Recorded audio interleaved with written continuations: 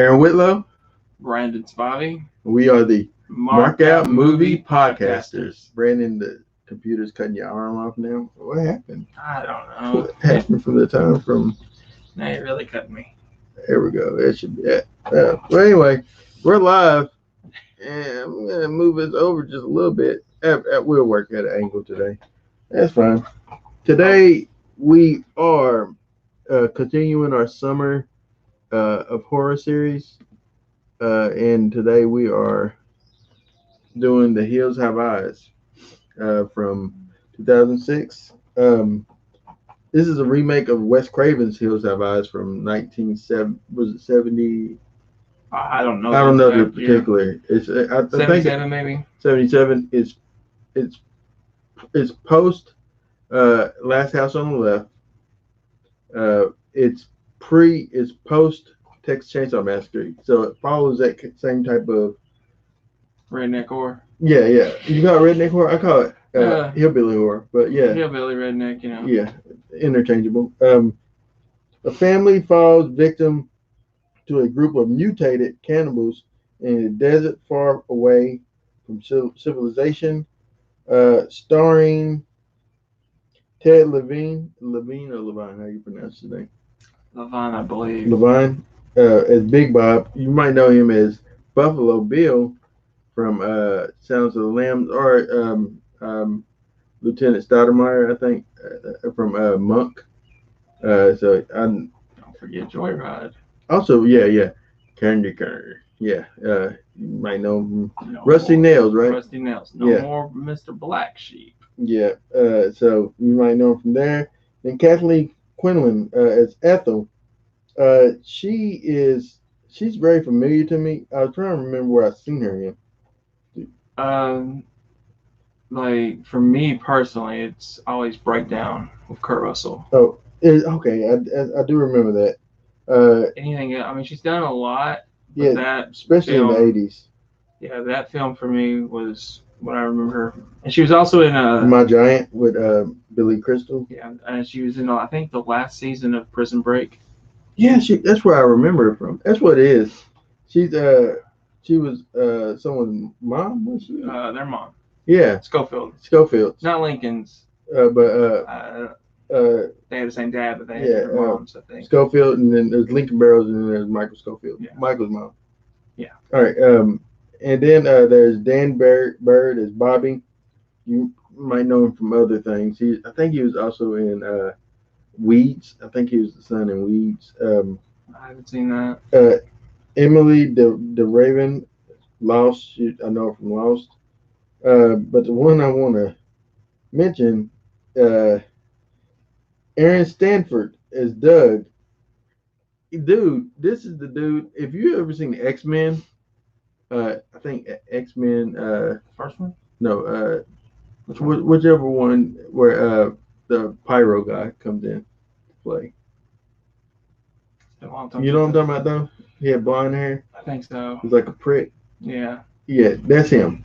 Oh, is that him? Yeah, and that's what got me about this movie is I'm so used to see him playing those type of roles, and he's such a great character. Doug is such a great character, and we're going to talk more about him.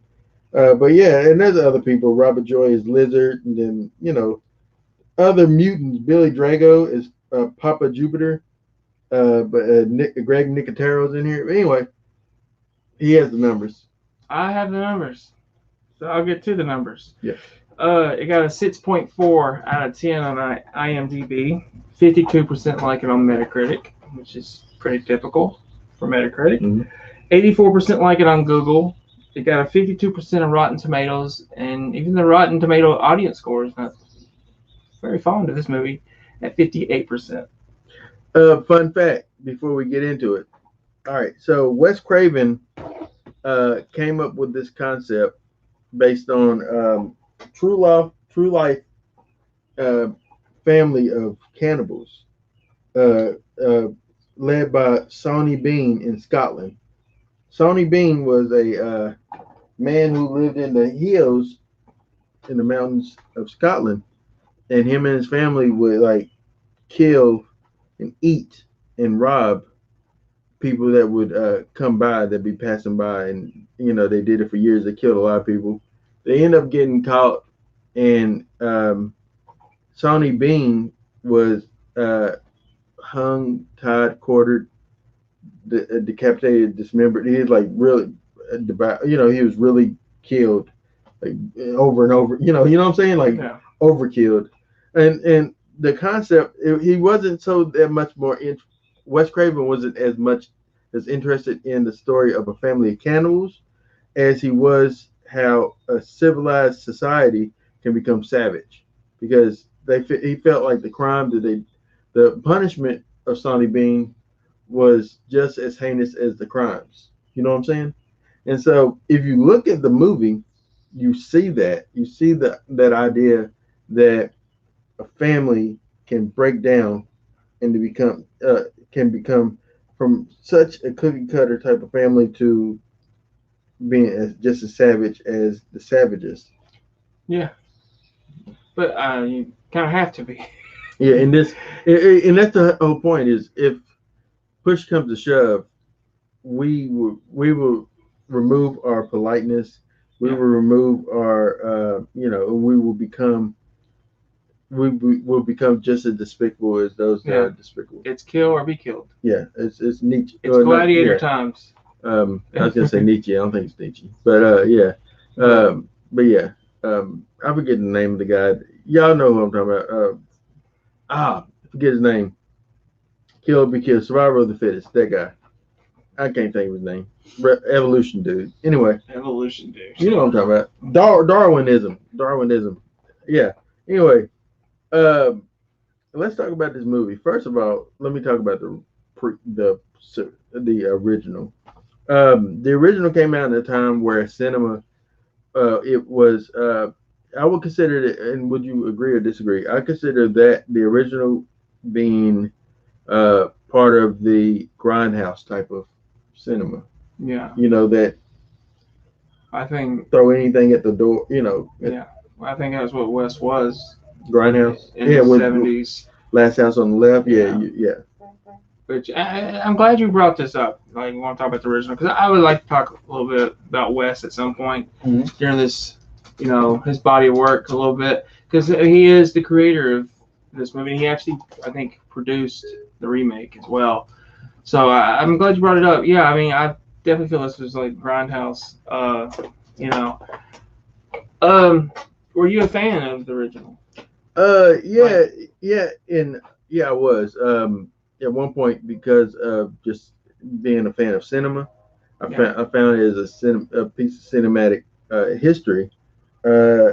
Now my taste has changed. I can't say that I would. I think it would be too. It's almost like Texas Chainsaw Massacre. I'm a fan of Texas Chainsaw Massacre, but also it's a movie that's hard to watch because it's so, in my opinion, like, you know what I'm saying? It's traumatic. It is. And so that's how I feel about the original Hills Have Eyes. It is such a, I don't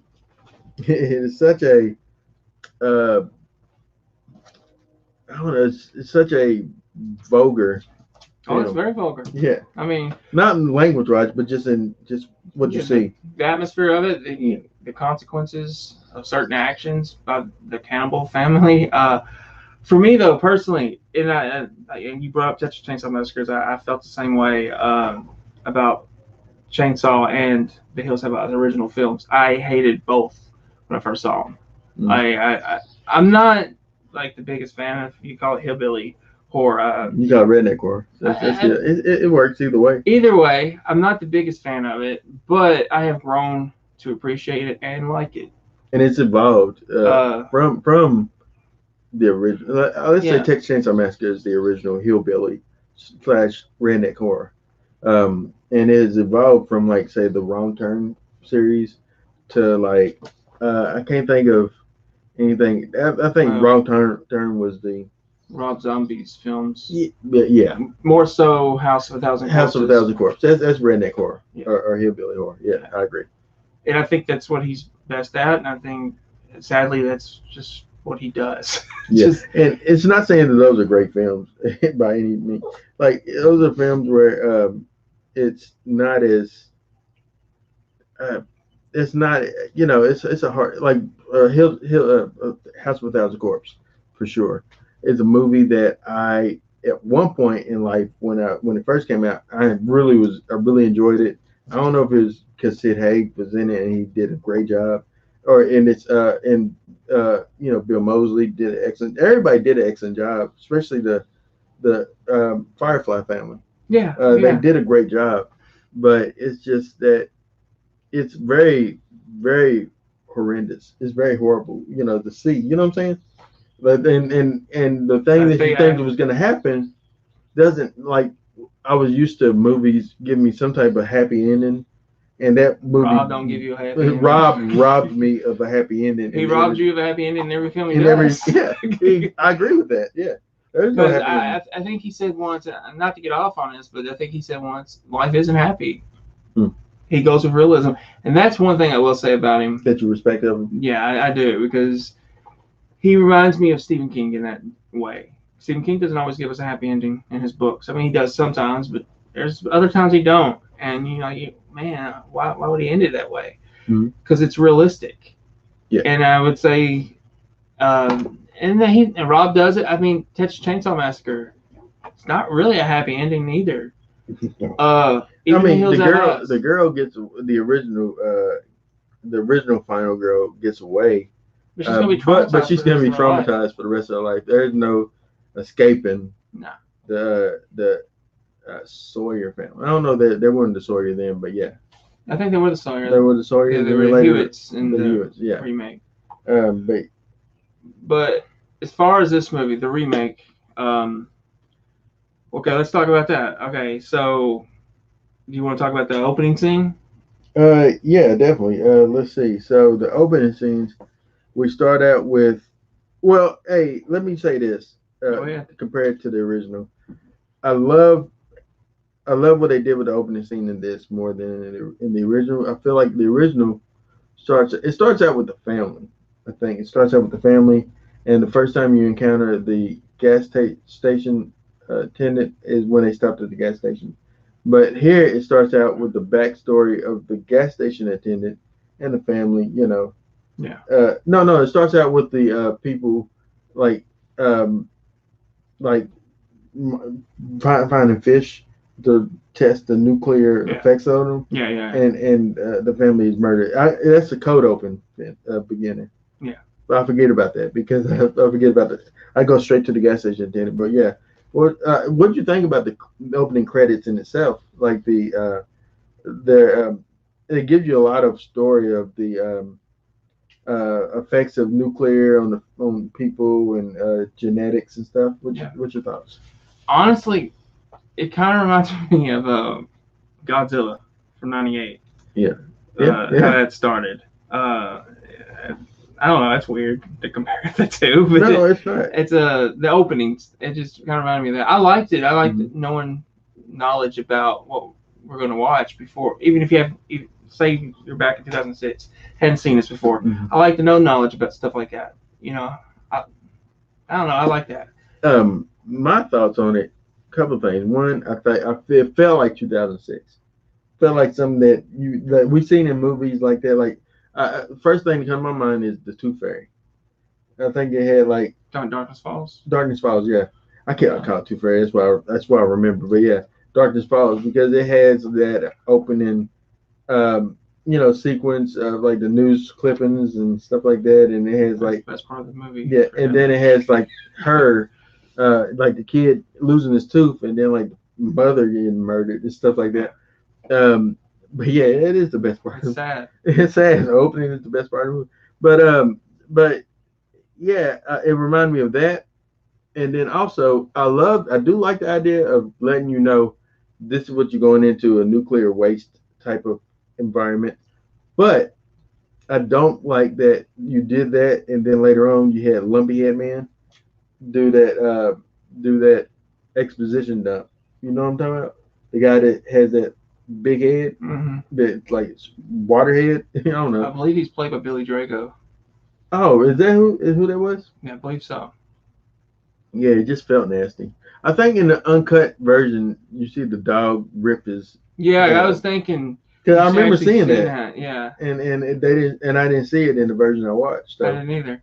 It's like that's not how that went back in 2006. Mhm. But yeah, I mean, yeah, I don't. I like that the dog got him, but I don't. Yeah, I agree with you. I don't like the exposition of that. Hey, yeah, he's here.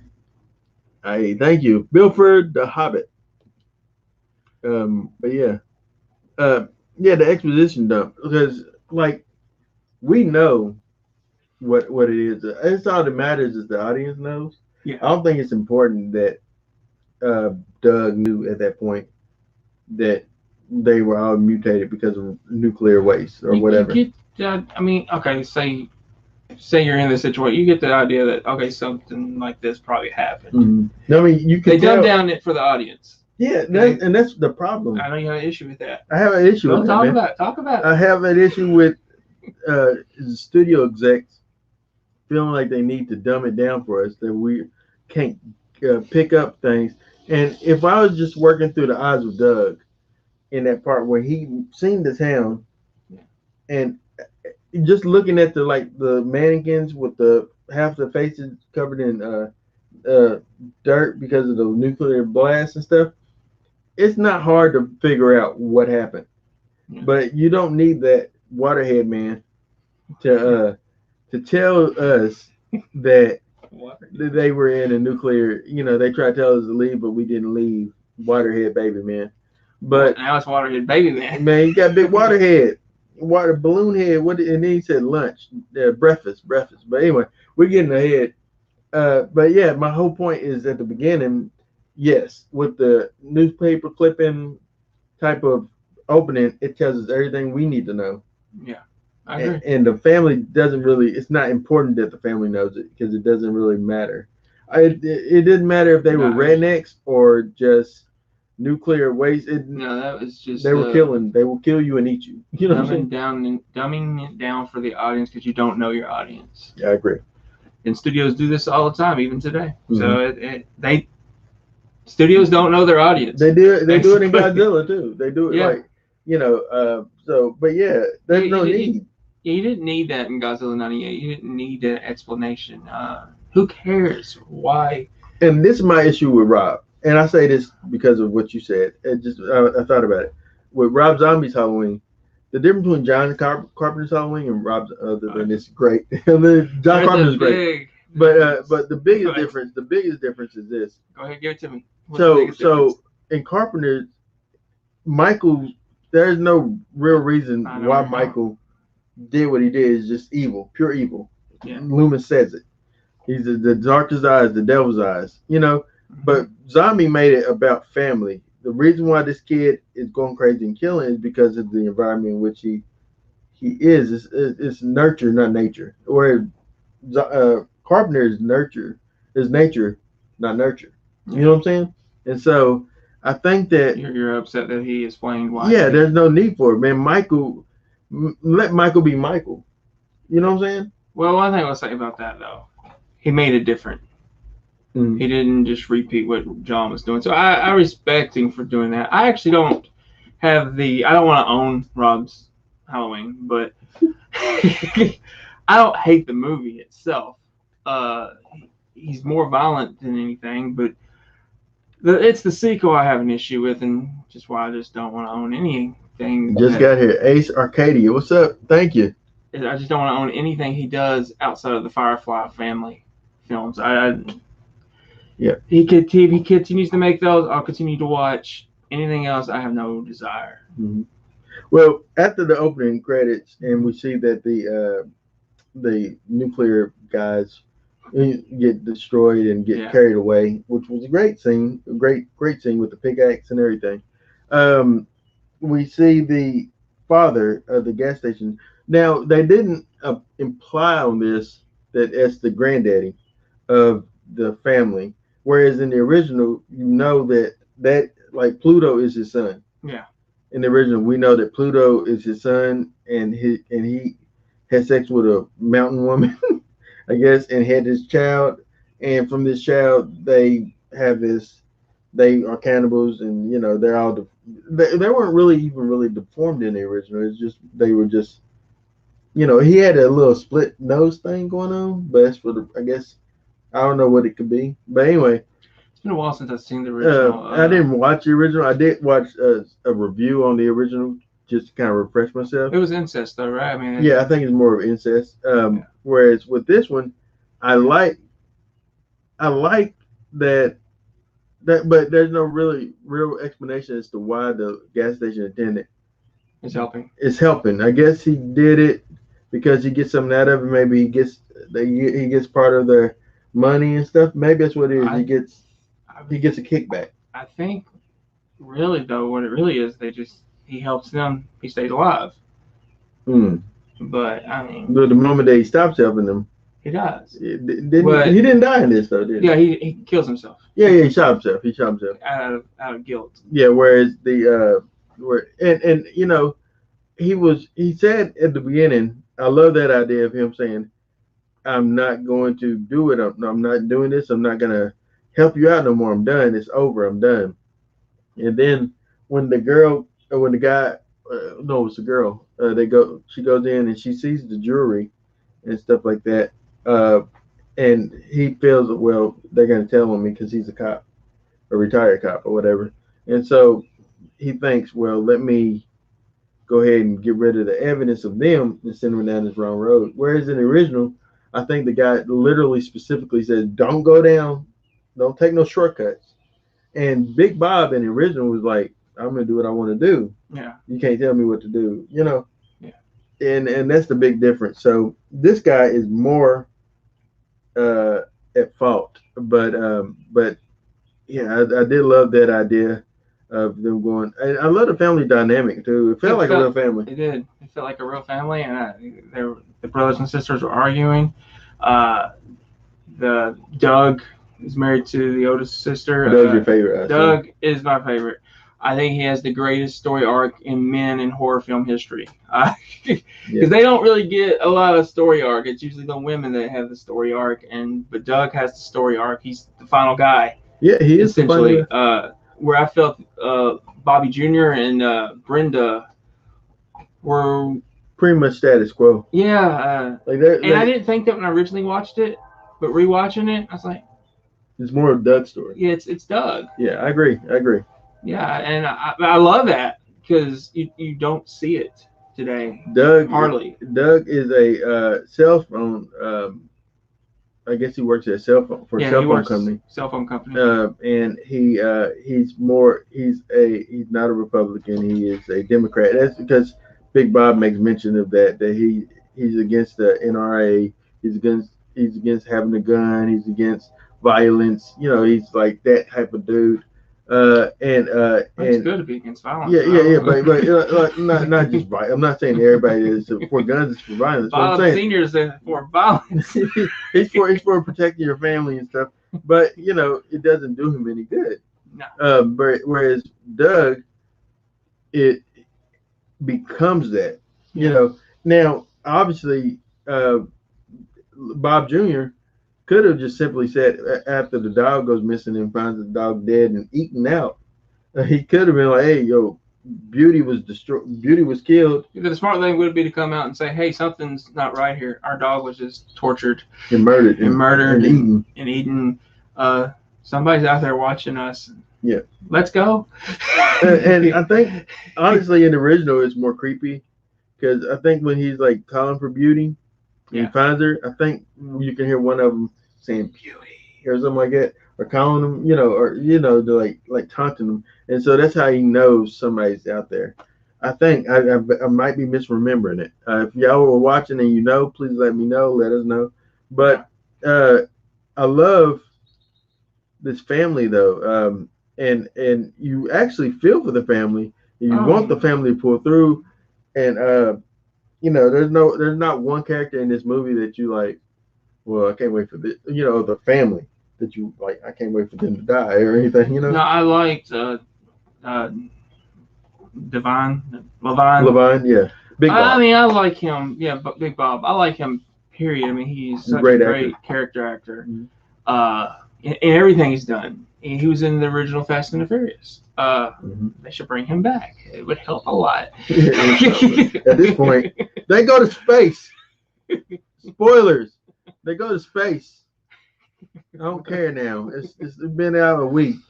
Yeah. If you didn't watch it yet, you wasn't gonna watch it. They go to outer space. But yeah, I mean, Is that bad that I just spoiled it? I think it's pretty well known at this point where So the terrible. memes are all over the place. It's terrible. It's terrible. And the Terrible thing- movie. I'm not talking about Hills Have Eyes right now. I'm talking about Fast and Furious, Fate of the Nine, or whatever the hell it's called. F9. F9. It's terrible. You know, I love that it's called F9 because you bring in John Cena, who feuded with Brock Lesnar and has finished movies to F5. Just throw 4 more and we'll get an F9. I mean, Did he ever do the FU? Like missed No, opportunity? he didn't. Missed opportunity. they wasn't gonna let him do it to him. Or just to anyone. The dude on top of the. That would have been perfect. On Yeah. top of the van. Yeah. Anyway. Yeah. Yeah. I will say this. I think I said it during our little mini review that the best part was John Cena in the movie. I actually think it was the best part. Yeah, I agree. Revisit this film, Ace. I actually agree with you.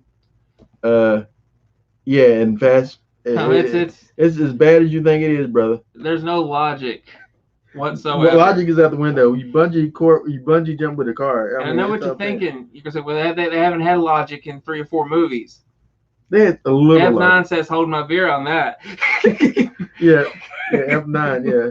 But, And they don't even explain Han. They just like, yeah, and that's what happened. Yeah, Mr. Nobody gave me some magical powers to disappear. And you're like, but wait, but how? Yeah, anyway, and they go. Like, I wasn't really there. They drive a Nova. But you were really there in Tokyo Drift because, you know, you got hit by that one guy, was it DK? Yeah. And there's a chase scene. Yeah, it just. Oh. It's terrible. We could have just did a whole review. You know what they should do? We'll talk about it before the end of this. Well, I'm just gonna say that here's what they really yeah, then should we'll do. move away from it. Go ahead. Get rid of Vin Diesel. We're talking about fast. Of course, we're Nine. not talking about Hills Have Eyes right now because Vin Diesel is not part of that. Thank God. Get rid of Vin, and you may save your franchise. They're not gonna do that. That's his baby. That's his. I know that's all he's got. Yeah, nobody else wants him. I cried watching. Oh, why? Because it's terrible. Is that why you cried? Explain. Family. Yeah, I like it. But anyway, back to the hills. All right. So Big Bob is the patriarch that is like, oh, well, I'm gonna go and I'm gonna take you with me, Doug. You're gonna, help and Make you a man. Make you a man, yeah. And then little Bob or Bob Jr. stays back to try to watch the family, and he sees the dog is dead, and he's now trying to keep the family safe without saying, but not trying to make them hysterical. Yeah. Which I think is bad judgment on Bob Jr.'s part. It shows his immaturity. But he was about what, 14? Yeah. That's what they were going for his age? Yeah, maybe. Yeah. But he did. I mean, he did a great job. Oh yeah, I mean, I think everybody in this movie, family, the regular family, and the cannibal family, all does a really good job. Let's talk about the cannibal family. So, oh boy. All right. So for one, I do like. I think honestly, in the original, Pluto was the star, even though Michael Berryman is on the cover work. Most part, because that's who they focus on. Because Michael Berryman looks the way he does. He's a sweet guy, by the way. But Pluto is the Papa Pluto is the original. Obviously, he's the big head honcho guy. And this one, Papa Pluto is as well. But I feel like Lizard is the main bad guy to me. That's the one that I feared the most out of all of them was Lizard. Okay. Lizard was the one that. Is that the one that bit off the bird? Yeah, that's the one that and he raped her. He also shot the mom. Yeah, and the other sister. And the other sister. Yeah. Yeah, so, I couldn't remember the names. Yeah, his name's Lizard, and I remember Jupiter. What's the chick's name? Ruby. Ruby. Yeah, Ruby. Ruby. Yeah, She survives in the first movie of the original, Yeah. and I ain't gonna go on to it. They brought her back for that sequel. That was horrible. How you do that? Okay, anyway. Well, she survived. I mean, That's fine. she became a normal person. Oh, well, that doesn't make sense. But go ahead. Well, part 2 doesn't make sense at all. But go ahead. But it does have Friday the 13th alumni in it. but yeah, we're talking about this family and talking about Lizard. Man, when they break into the RV, that whole sequence. It's nail biting. Yes, it's really like the whole time you're like, even though you know what, like it's hard to watch, man. It's hard to, and it's even worse than the original because like they go really, really deep because it's like it predates the MPAA. But yeah, or it wasn't as stern as it is today. But even that for 2006, man, it still was. It's brutal. Yeah, it feels brutal. Just the way this family was savaged. Yeah, and that poor bird. That bird dies. I mean, just bites off the head and drinks the blood. I mean, and then the other girl comes into play when he shoots the mom. Well, the girl fights back, yeah. But for her fighting back, she shoots the mom with Big Bob's gun. Actually, his big cannon gun, his big Magnum, I guess. He shoots her with that, and then like he shoots the sister straight in the face. Yeah. And kills her. Which I was shocked because they didn't really go full effects on that big of a gun, and there's just with everything else. Like earlier in the movie, the shotgun, I believe he shot himself and his whole face blew off. Oh, his whole head. In that scene, it was like nothing, and I guess that's a good thing because this family had already been through it all. It's probably the ratings board was like, you gotta tone that down a bit, and that's why they probably didn't want the head, the dog biting the head of the big waterhead man. But because I remember in theaters, I do remember, or somewhere, I remember seeing his head, the dog biting his head. And it like in his brains and whatever coming out. I remember that, don't you? Yeah. Like I don't think I'm making this up. I think, and I was waiting for that part to happen. I'm like, oh well, the dog's about to come in there and bite the guy's head. But they cut away and you just hear him being attacked. Yeah. And I'm like, that's not what happens. But I like, after he kills him, they run off. Doug comes in and sees that his mother-in-law's been shot, but then sees his wife just laying there, blood all over the place. She's dead. He loses it, and he forgets about the mother-in-law. And I feel that would be a real reaction, and that is the moment where I felt Doug lost himself, who he was up to that point. Well, I really do. I really feel like I know it didn't come off that way initially, but I really feel like he changed. Yeah. In that moment. Well, I feel like the whole sequence leading up to that, like with the father. So the father gets captured in the original. So all right, I keep going back to the original because that's what I'm thinking about too. The father gets captured in the original and tortured, and Pluto gives a monologue to him as he's eating him. Yeah. He's eating his flesh and talking to him. And then like he takes his body. I think he's dead at that point, and they burn him. Yeah. But this one, they burn him alive. I don't know if they burn him alive in the original, but I know they burn him alive in this one because they brutally burn him. But they burn him as a distraction to get them away from the RV, and so that they can go in there. I don't know if they was going in there to loot it, but the girl happened to be there, and she has her headphones on, so she don't hear. All that works in the same thing. So she has her headphones on.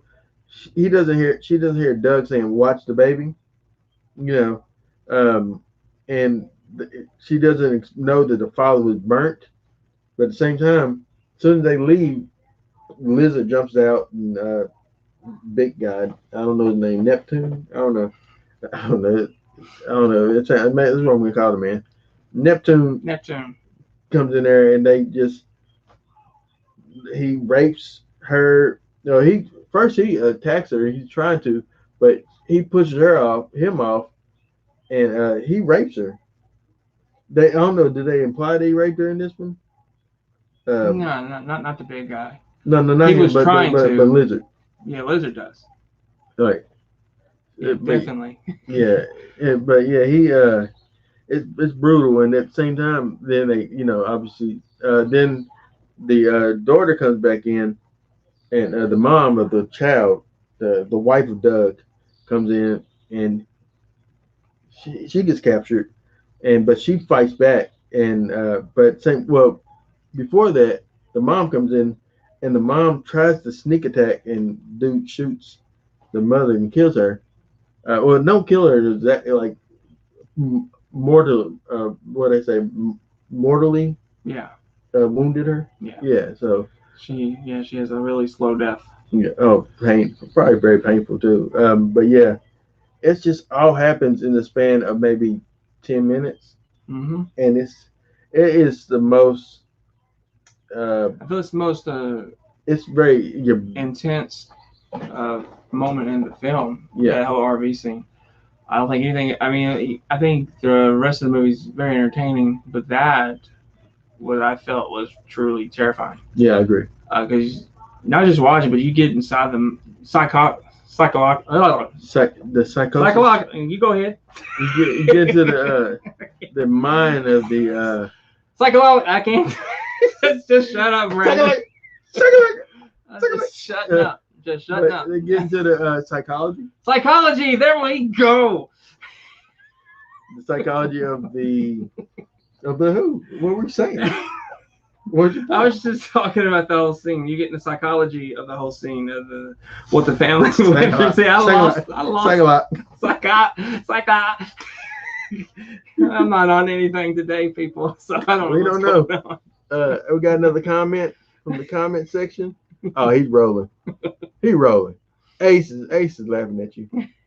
I'm laughing too. We all laughing at each other. And I'm laughing at myself. Yeah, laugh with me.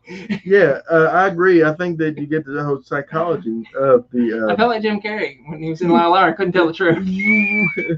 this pen that I hold in my hand is royal blue. Anyway, I love it. But anyway, so yeah, I feel like the Neptune or the Pluto family, the hills, the people in the hills, I feel like they are all right. So they are very, very much savage. They're a lot of them are deformed. Yeah. Just they cannibals. I assume they also eat off the land. But then when we go into the little town, why is there like a obese lady watching TV? Like she literally watching like Judge Judy or something. I don't know, People's Court or Jerry Springer or something. She watching TV. Yeah. I was like, what? I'm like, how you even really get signal, bro? Too much on that, but you're right. They wouldn't have any kind of a signal for cable. They only have electricity. Yeah. Like what? Yeah, I don't. That makes no sense. It makes no sense. That's a blooper. That's a flaw in the. I mean, the story. It's just so that maybe so that he can feel like he can try to, or somebody there so that he can get his child away. But that could have been the waterhead man that he's trying to escape. And she's from. Normal. Yeah, she's like just a big lady. She's essentially like T Lady from Texas Chainsaw Massacre, but just younger. Yeah. And bald headed. I thought she was for a second there. I thought she was. I literally was like, is that the chick from Walking Dead? Are you caught up on Walking Dead? No, I'm not. Well, it looks like a chick from Walking Dead. The bald head chick. There's a later on. big bald headed woman on Walking Dead. Yeah, it comes later on. Oh, I think I know what you're talking about. That's I don't what know she what reminded me happens to of. her, but I did see her. She has like her own little clan. Yeah. In the junkyard. It's a junkyard. No, it's not that lady. But yeah, there is that other lady. There's another lady. Another lady. I just spit again. I'm glad we're both vaccinated. Yes, sir. Proud and served. Yeah, I don't know where that spittle went. I eat on this tray. Never. I gotta clean this thing now. But anyway, Ah. I digress. So, yeah. So the junkyard, not junkyard, young lady, fat lady, big lady, Hey, watch it obese now. lady, Big, pleasantly bigger lady. plump lady, Pleasantly has plump. she has this she's like literally watching Jerry Springer or something, like or Judge Judy or something, divorce court. I don't know. She's watching a show that makes no Okay, sense. I'm just gonna say this: Jerry Springer and Judge Judy and Divorce Court They're are all in completely different they are genres they're in all in the same television. vein. They're all in the Jerry same vein. Springer's much different than Judge Judy and Divorce Court. Okay, my cousin Derek, he watched and he says, "What up, cousin? I love your work. Keep grinding. You be at the top soon." The movie was funny to me, yet, and I ain't seen it yet. I don't know. I'm sure he's talking about F9. No, nobody ain't seen it yet. Well, a lot of people saw it, Aaron. It made 70 million last weekend. Nobody cares. Anyway, well, I guess Ben cares, right? Well, of course he cares. It's all he has. And Tay Diggs. Well, not Tay Diggs. Oh my God, it's not Tay Diggs. Tyler. It's Tyrese Gibson. There you go, Tyrese Gibson. Tyrese. You know he's a singer. Or Ludacris. Right? You know he's a singer. I do know he's a singer. I've never heard his music, but I do know he's a singer. I actually have heard it from the soundtrack of Too Fast, Too Furious. But yeah. But anyway, and then Luda. Okay. Anyway, if we ever do review let's get back Fast and Furious ever, we got to talk about Roman Pierce and what they've done to his character. Who's Roman? Tyrese. Oh yeah. Okay. Definitely. How different it is from his original debut. He's just straight up comic folly now. And I hate it. Yeah, he's not the same character. Get a backbone, Tyrese. Yeah, just the whole thing. I do like that they pinned him with Luda, but still.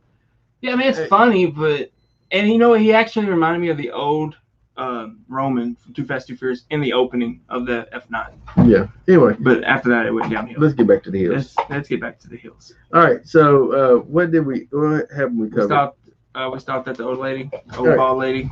Yeah, Jerry Springer lady. So, essentially she's just there so that he can try to get his kid out and think that he's being slick, and she comes around the corner and knocks him out. Yeah, bops him in the head. And he wakes up in a meat.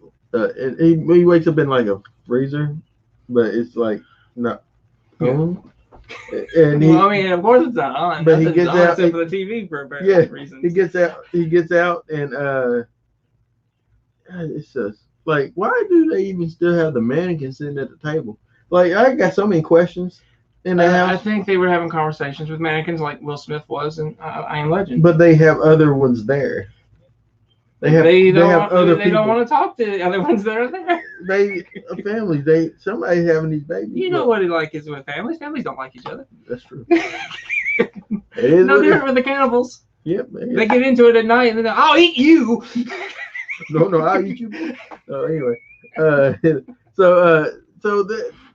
let's talk about. So, all right, he finally has an encounter with. So they find Beast. We're gonna talk about Beast too.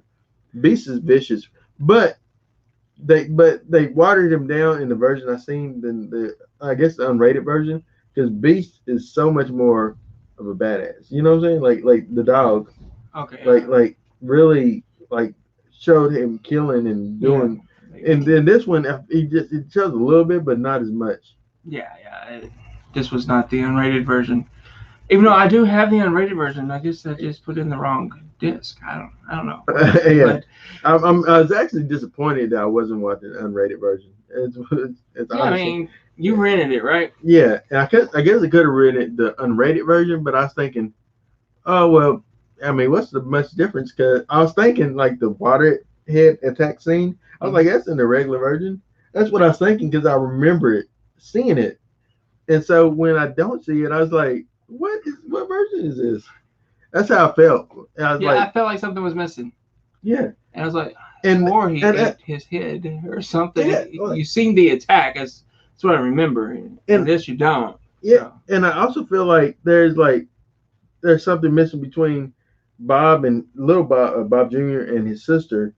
They're I felt they had becoming more bowed and stuff. I know that they set up the whole little trap or whatever, but I felt like there's something because they was crying and they were like whimpering and they weren't strong and somehow there's something missing that shows them getting that strength. Yeah, I feel like the version I watched, they rushed their characters and they just came strong without any substance. Yeah, I agree. And the version I've seen, they were stronger. Yeah, everybody was stronger. Everybody was stronger. So at the end, you're like, oh man, they really. But in this, we only see that Doug become stronger. Yeah. You know, they do some stuff, but it's like, oh well, we just happened to have him die or whatever. It just wasn't as bold as.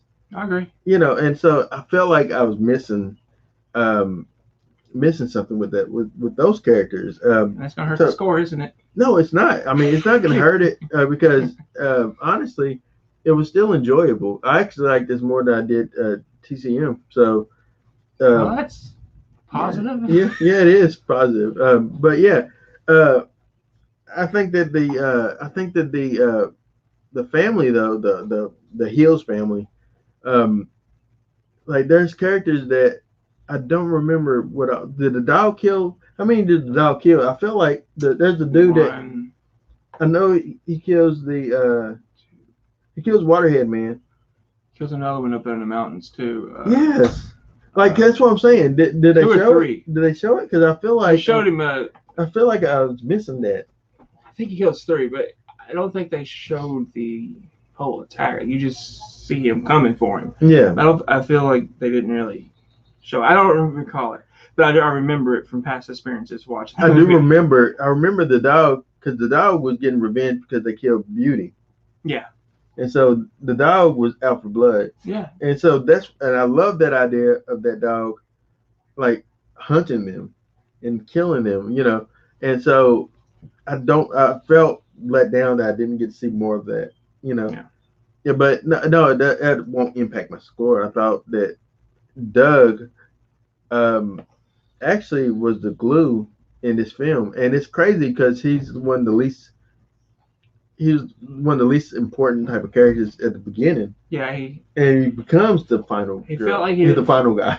Like with the family in general, he felt like he didn't really fit in. He wasn't liked by her parents, you know. And to see him really become that survivalist was great. I really I truly believe this when I say this, that he has one of the best story arcs in horror when it revolves around men and surviving whatever monster or killer they're facing.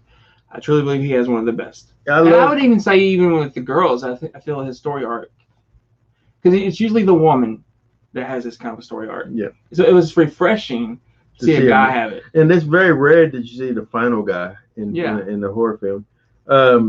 And I do want to talk about it. You brought up a point, and I didn't realize this until you brought this up when we were just outside walking and stuff. So the director of this film also did Crawl, which was my sleeper hit of 2000 and I believe 2018, 2019. Was it 2018? Crawl was 2019. 2019. It was my sleeper hit. Like in my opinion, the best movie of 2019. Like it was just. I don't know if I put it as the best. It was in your top. But it was in my top 3. I know that it was just so. It came out of. It was a movie that I wasn't expecting much for.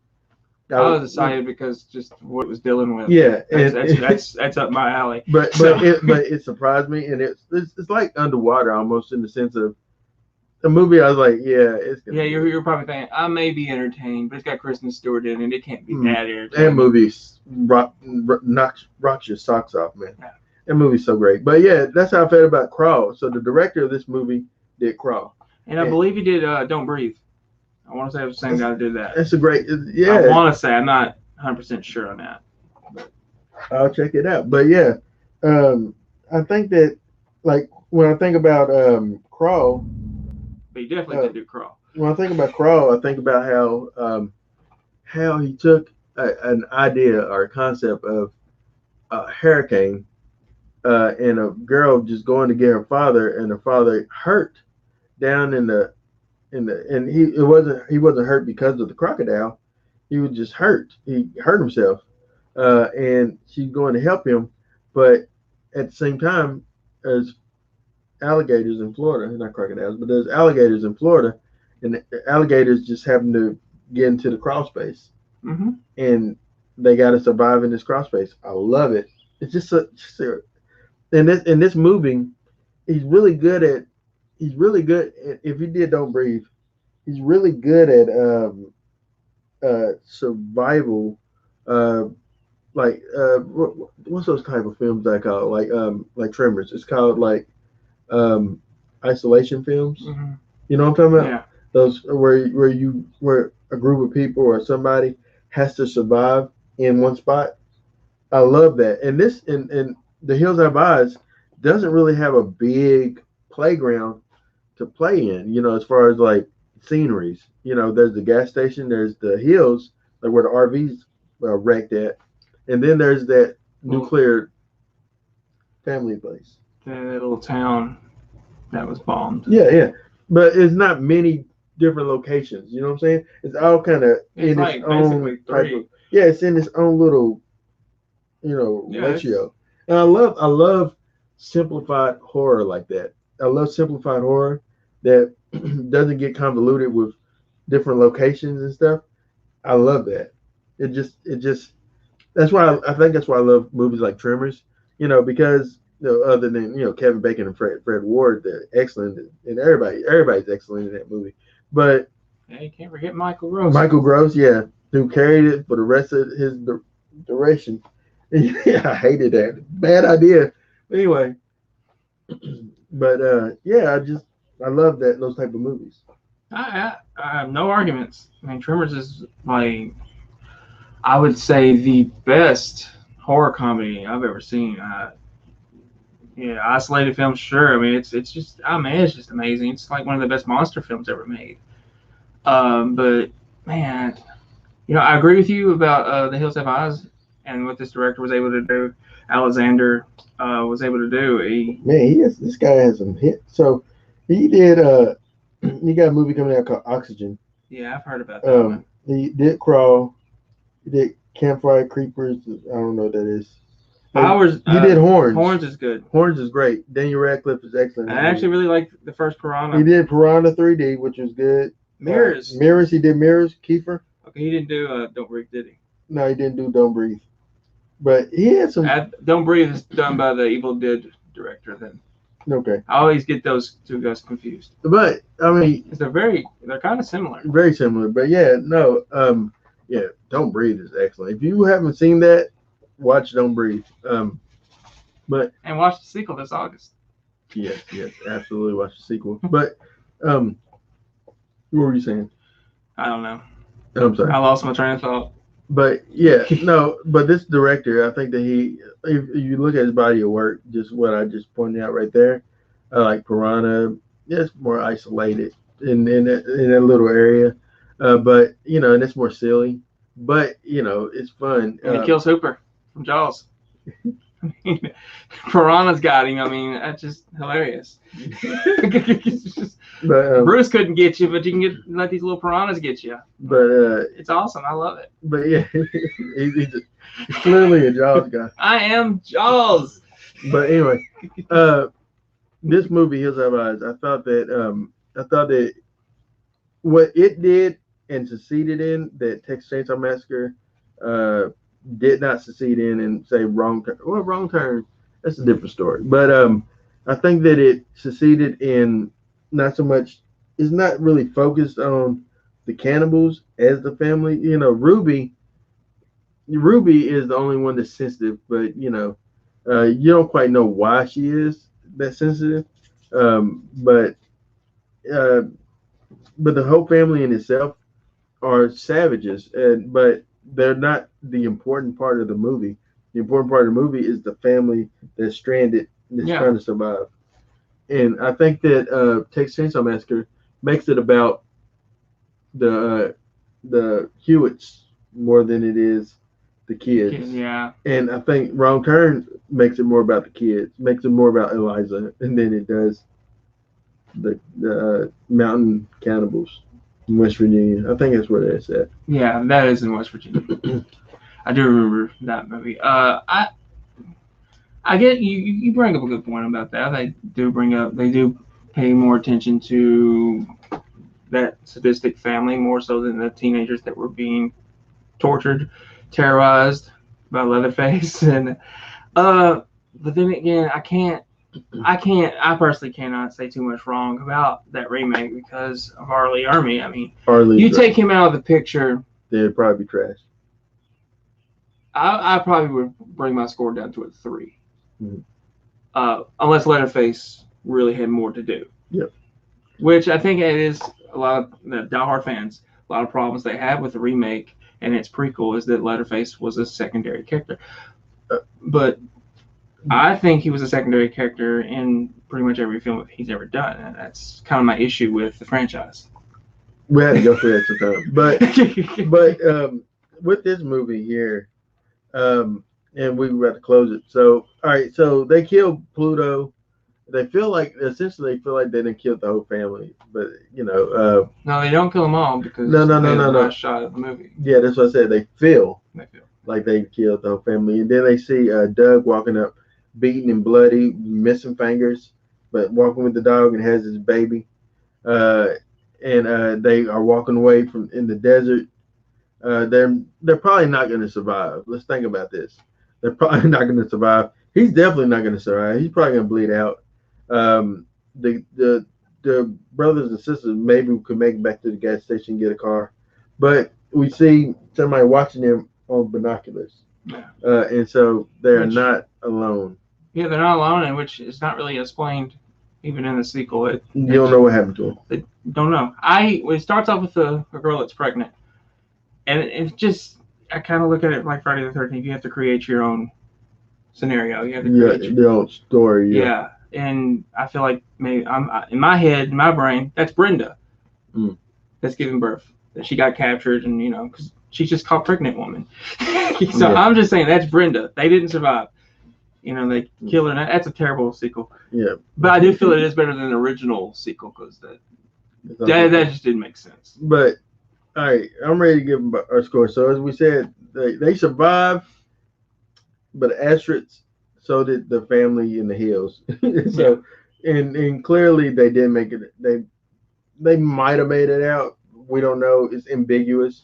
But yeah, they left it open. They should have in the sequel made it about them trying to now make it back to civilization and fighting more of them just on their way back, and that would have been really good. But for some reason they ain't going that direction. They didn't go in that direction. I just came up with that off the top of my head. I should have wrote it. But anyway, I'm gonna go a year later, so I don't know. It was money grab, but I'm ready to go ahead and get my scores. You ready? I'm ready. Because we're almost going at an hour. We ain't trying to do it now. All right. So I'm gonna give this film 3.5 markouts out of 5. I felt like it was fun. It was entertaining. It's much better than the original. I'm gonna honestly say that it's way better than the original. And Doug is the champion. He's the MVP of this movie. Yeah, 3.5 for you. I'm gonna give it a little higher. I'm gonna give it a 4 out of 5.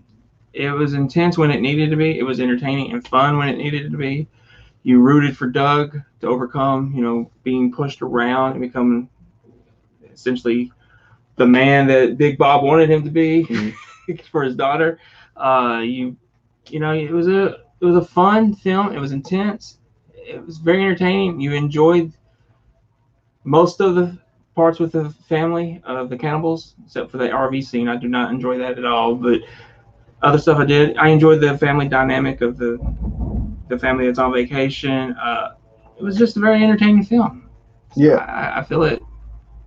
It was probably one of the better remakes of the early 2000s. In that remake, yeah, we have to do a list of the best or the worst of the remakes in that time frame. It'd be interesting. But yeah, so next week we're gonna conclude. Well, we're not gonna fully conclude. We're gonna have 2 more films, but this next week we're doing summer of 1984 or summer of '84, and then following that we're gonna conclude it with just a random pick of ours, Evil Dead, the remake. A lot of remakes here. Yeah, well, I never seen this one, so it's gonna be interesting for a first time perspective for me to watch it.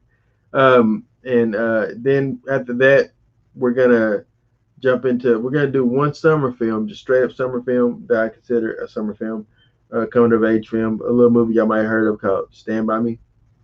And then after that, we're gonna get into our flopbusters. Flopbusters. And then what's after that? Well, we will do at least one Shark Week film. We will probably And right now it's 10th. Deep I Blue. mean- last year, was it last year or the year before that? We did the Shallows and 47 meters meters down. down, which Shallows, in my opinion, is by far a better film. It's such a great film. I put that on the level of like Crawl. It's just a great film, and I'm surprised I didn't watch it initially when it came out because I thought. I was there. I know you were, but it actually was really good. We got a comment. Let's see. Ace says, "I've never seen Evil Dead remake myself. Yeah, I'm excited to watch it. I've seen obviously like Cabin in the Woods, which is not the same thing, but it's fun. That's a fun movie. I would. No, this is from my perspective. I would say watch it. Watch it with fresh eyes. Mhm. Don't expect what you saw in the original Evil Dead. Yeah, but or the original. It's more for today. It's more serious. I would say. I mean, there's some comical moments in it, but it's. I don't want no spoilers. I'm not spoiling anything. I'm waiting for you to spoil something. And I could. Don't do it. Don't be that guy. I am that guy. Don't be that guy right now. But all right. I really loved it though. I thought it was amazing when I first saw it. But yeah, we have Shark Week coming up. We're gonna try to do one or two shark movies. We'll see. And then eventually we're gonna do in August sometime we're gonna start Halloween, and we're gonna go through all the Halloween films minus Zombies Halloween. We might mention them, but I'm not gonna take time to watch those. I very much appreciate that. Yeah, I'm not gonna watch it. I'm not gonna put you through that. But anyway, Aaron Whitlow, Brandon Spivey. we're the Markout Movie Podcasters, and what do we like to say to them?